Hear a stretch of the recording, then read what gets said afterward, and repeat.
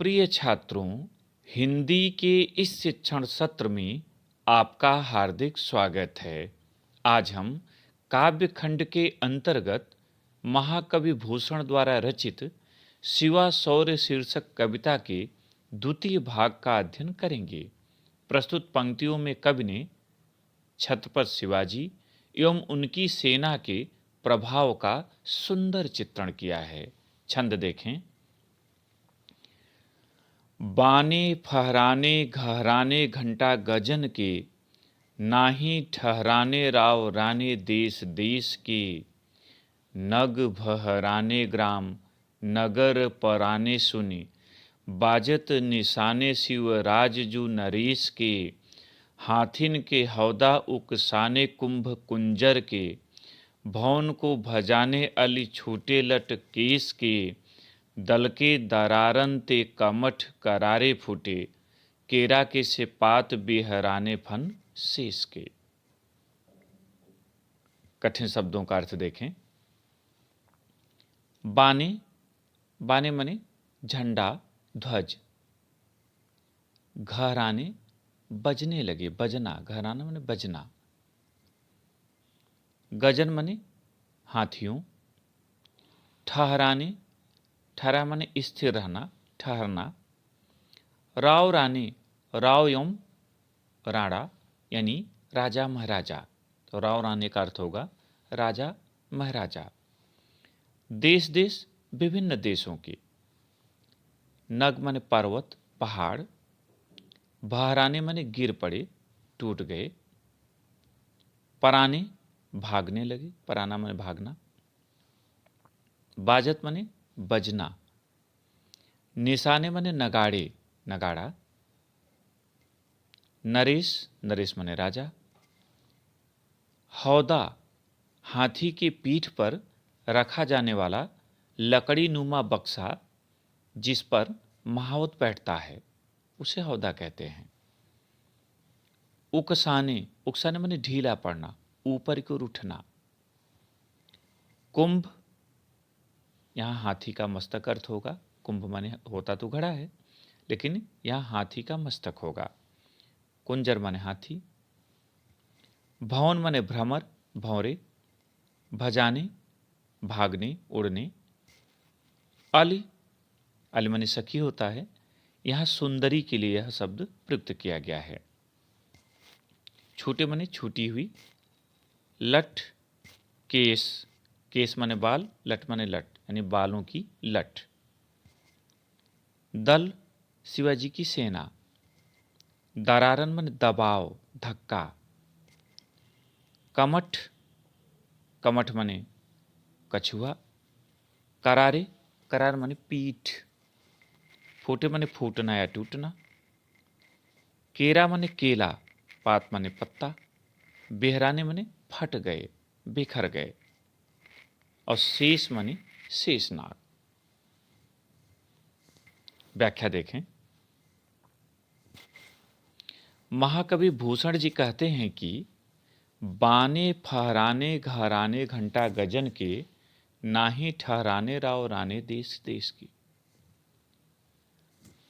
महाराज शिवाजी की सेना के बाने माने ध्वज को फहराता हुआ देखकर और हाथी सेना के गले में बंधे हुए घंटे की आवाज को सुनकर नाही ठहराने राव रानी देश देश की, विभिन्न देशों के राजा महाराजा युद्ध भूमि में स्थिर नहीं रह सके, अर्थात भूमि छोड़कर, युद्ध भूमि छोड़कर भाग खड़े हुए। नग बहराने, शिवाजी के सेना के प्रस्थान के भय से उत्पन्न ध्वनि से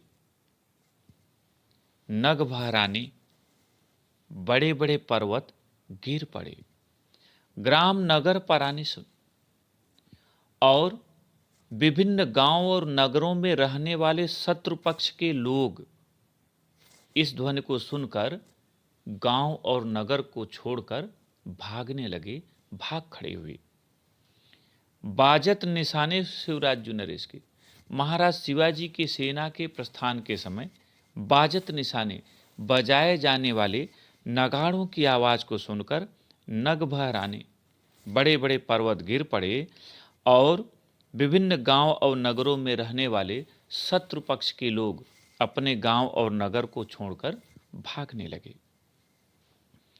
हाथी के हौदा उकसाने कुंभ कुंजर की। कवि कहता है कि हाथी सेना के तेजी के साथ आगे बढ़ने के कारण उस पर रखा हुआ हौदा ढीला पड़ गया, ऊपर की ओर उछलने लगा, उठने लगा। कुंभ कुंजर के और हाथी के मस्तक पर बैठे हुए भ्रमर इस प्रकार उड़ चले जैसे किसी सुंदरी के बालों की लट खुल गई हो और वह हवा में लहरा रही हो, फहरा रही हो। दल के दरारन ते कमठ करारे फूटे।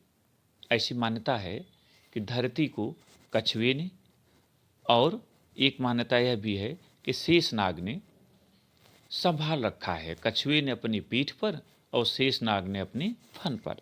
उसी की बात कभी करता है कि दल के दरारन ते कमठ करारे फूटे।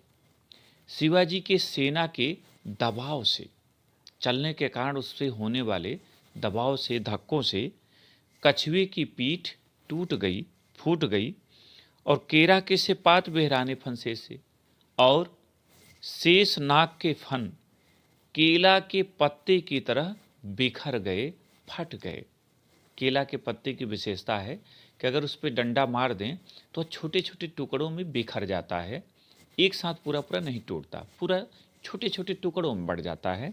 उसी की चर्चा कब कर रहा है कि शेषनाग के फन केला के पत्ते की तरह बिखर गए, फट गए।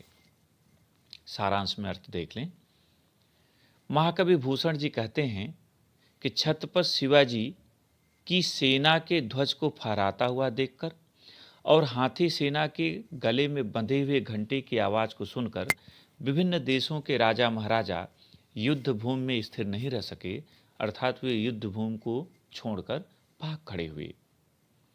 महाराज शिवाजी की सेना के प्रस्थान के समय बजाए जाने वाले बड़े बड़े नगाड़ों की आवाज़ को सुनकर पर्वत गिर पड़े और गांव तथा नगर में रहने वाले शत्रु पक्ष के लोग अपने गांव और नगर को छोड़कर भागने लगे। हाथी सेना के तेजी के साथ आगे दौड़ पड़ने के कारण उनके ऊपर रखा हुआ हौदा ढीला पड़ गया, ऊपर की ओर उछलने लगा और उनके मस्तक पर मद पीने की इच्छा से, कनपटी से निकलने वाले मद पीने की इच्छा से बैठे हुए भ्रमर इस प्रकार उड़ चले जैसे किसी सुंदरी के बालों की लट खुल गई हो और वह हवा में लहरा रही हो। शिवाजी की सेना के दबाव से धरती को संभालने वाले कछुए की पीठ टूट गई, फूट गई और धरती को संभालने वाले शेषनाग, जिन्होंने अपने फन पर धरती को संभाल रखा है, उनके फन भी केला के पत्ते की तरह बिखर गए, फट गए। यहाँ पर काव्य सौंदर्य होगा, रस, बीरस, छंद मनहरण कवित्त, अलंकार यहाँ उपमा है, पुनरुक्त प्रकाश है, उत्प्रेक्षा है और अतिशयोक्ति भी है, भाषा ब्रज है, शैली मुक्तक है, गुण ओज है और शब्द शक्ति अभिधा और लक्षणा है। इस पर आधारित प्रश्नोत्तर देखें। पहला प्रश्न, प्रस्तुत पद्यांश का शीर्षक तथा कवि का नाम लिखिए। उत्तर, प्रस्तुत पद्यांश का शीर्षक शिवाशौर्य तथा कवि का नाम महाकवि भूषण है। दूसरा प्रश्न, रेखांकित अंश की व्याख्या कीजिए और यहाँ रेखांकित अंश है, दल के दरारन ते कमठ करारे फूटे, केरा के से पात बेहराने फन शेष के। उत्तर, महाकवि भूषण जी कहते हैं कि महाराज शिवाजी की सेना के प्रस्थान से पड़ने वाले दबाव के कारण पृथ्वी को धारण करने वाले कछुए की पीठ टूट गई और शेषनाग के फन भी केले के पत्ते की तरह बिखर गए, अर्थात फट गए। तीसरा प्रश्न, उड़ते हुए भंवरे किस प्रकार से प्रतीत हो रहे थे? उत्तर, हाथियों के मद पर मडराने वाले भंवरे उड़ते हुए ऐसे प्रतीत हो रहे थे मानो किसी सुंदरी के बालों की लट खुल गई हो और वे हवा में इधर उधर लहरा रहे हों। चौथा प्रश्न, वीर शिवाजी के सैन्य प्रस्थान से कछुए और शेषनाग की क्या दशा हुई? उत्तर, वीर शिवाजी के सैन्य प्रस्थान से पृथ्वी को धारण करने वाले कछुए की पीठ टूट गई और शेषनाग के फन भी केले के पत्ते की तरह फट गए, बिखर गए। पांचवा और अंतिम प्रश्न, केरा के से पात बेहराने फन शेष के पंक्ति में कौन सा अलंकार है? उत्तर, केरा के से पात बेहराने फन शेष के पंक्ति में उपमा अलंकार है। यद्यपि अनुप्रास हर जगह होता है, उसे आप लिखेंगे, लेकिन उसके अलावा जो दूसरा महत्वपूर्ण रस हो, दूसरा महत्वपूर्ण अलंकार हो, उसे आपको ढूंढकर जरूर लिखना चाहिए। और यहाँ केले के पत्ते से तुलना की गई है शेषनाग जी के फन की, तो इसलिए यहाँ उपमा अलंकार है। प्रिय छात्रों, मुझे उम्मीद है कि आपको यह भाग समझ में आ गया होगा। प्रश्नोत्तर को अपनी उत्तर पुस्तिका में लिखें और अभ्यास करें। बहुत बहुत धन्यवाद।